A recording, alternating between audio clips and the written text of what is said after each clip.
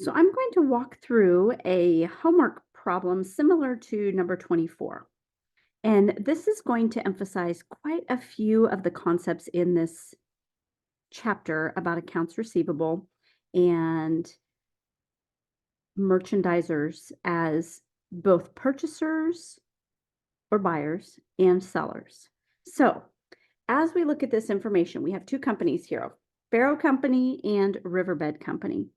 And when we think about both of these companies, we know that they're both going to have accounting transactions, but we're really asking who is the buyer and who is the seller.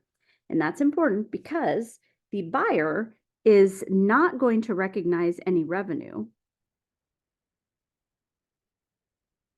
They're only going to recognize purchases. And of course, when we talk about purchases, we're talking about inventory. Now, the seller is going to have to recognize both. Okay. Revenue and inventory purchases. Okay, so that's important. And they're going to use some different accounts. So as we look at this, what I want to first do the accounting for is the buyer. So we're going to focus on who is the buyer first. Okay, just because this is going to help us see a little bit easier the buying side of the transaction. So if we read this, who is the buyer? Well, it says on June 10th, Faro Company purchased. Well, if they're purchasing, we know they're the buyer. So that is Faro Company. So if they are purchasing, we're not even going to use revenue at all. We're also not going to use cost of goods sold expense. We're only going to use inventory and purchases. Now, one key thing here that we're going to focus primarily on in this class is the use of a perpetual inventory system. So basically what that means is that if the companies are using a perpetual inventory system, it just means that they are constantly updating inventory. Inventory gets updated every time we have a transaction related to inventory. That's a little different than periodic inventory. Periodic inventory says wait till the end of the period and then update the inventory account. And that would bring in some additional types of accounts. So we are not going to focus on that in this class too much. We're going to stick with the perpetual inventory because I really want you to see in real time how this gets updated. So let's start with June 10th. So on June 10th, Faro Company purchases merchandise. So what are they purchasing?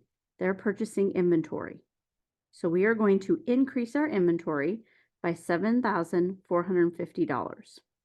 Now it says they purchased on account. That's the second key. So on account is an increase to accounts payable of $7,450. And that's the first transaction because what we're supposed to be doing is preparing separate entries for each transaction for Riverbed Company, but we're also preparing them for the buyer as well, okay, which is Faro. So that is the first part, okay? So on June 10th, that's what happened. Now, we're going to introduce this thing called FOB shipping terms. Now, FOB terms can be FOB shipping or FOB destination. Now, if we're working with shipping point terms, that means that everything transfers at the shipping point. That also means the buyer pays for the freight. If it were FOB destination, that means that the person that is receiving the goods doesn't actually take title to those until they arrive at the destination. That also means that the seller has to pay for freight. And so pay a little bit of attention as you're working through that and really understanding the difference between FOB shipping point and FOB destination. The other thing we're going to introduce is some terms. So basically, if somebody offers a company like Faro Terms, they're basically telling them that if you pay within 10 days of the shipping terms, we're going to give you a 2% discount in this case. Otherwise, everything's due in 30 days. So that's a little bit of additional information we're going to need to keep in mind as we move through this. So now, next, what we have is, I'm going to hide that so I have a little bit of extra room. There we go. Okay. So now on June 11th, So this is 611. Faro Company pays freight costs, which that makes sense because we're FOB shipping point. As soon as those goods shipped from Riverbed, they became the property of Faro. And that's also why we recorded the inventory as of that date as well. Now, inventory is going to include all costs to get it ready to be sold. So freight and shipping in is one of those costs. So we're going to increase the cost of that inventory by $480. And it says that we paid that, so we're just going to credit cash. Okay, so now we have inventory that is worth not only $7,450, what we paid for it or what we will pay for it to Riverbed, but also some freight charges that were paid to whoever the freight carrier was.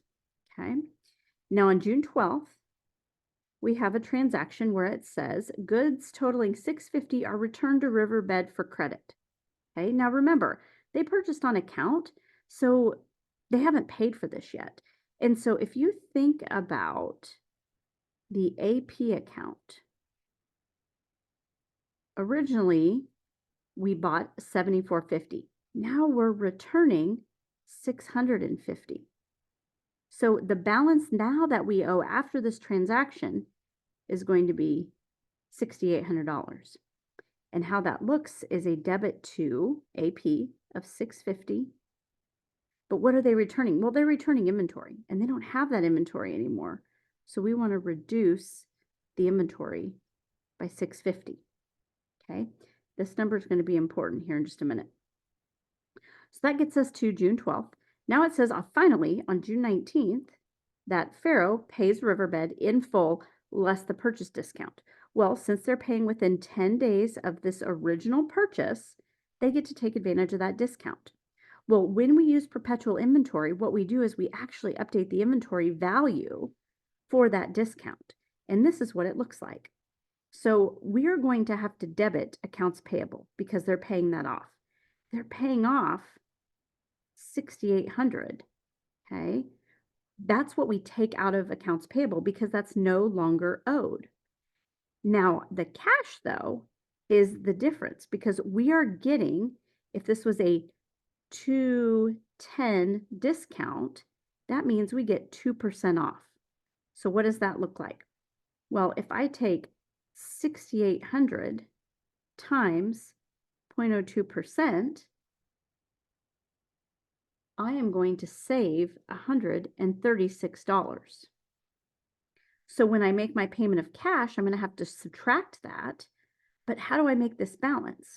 Well, again, I'm going to just decrease the value of my inventory by $136 because I'm not paying that for the inventory. I'm only paying $6,800 minus $136, which happens to be $6,664. Now, again, that's all under a perpetual inventory system.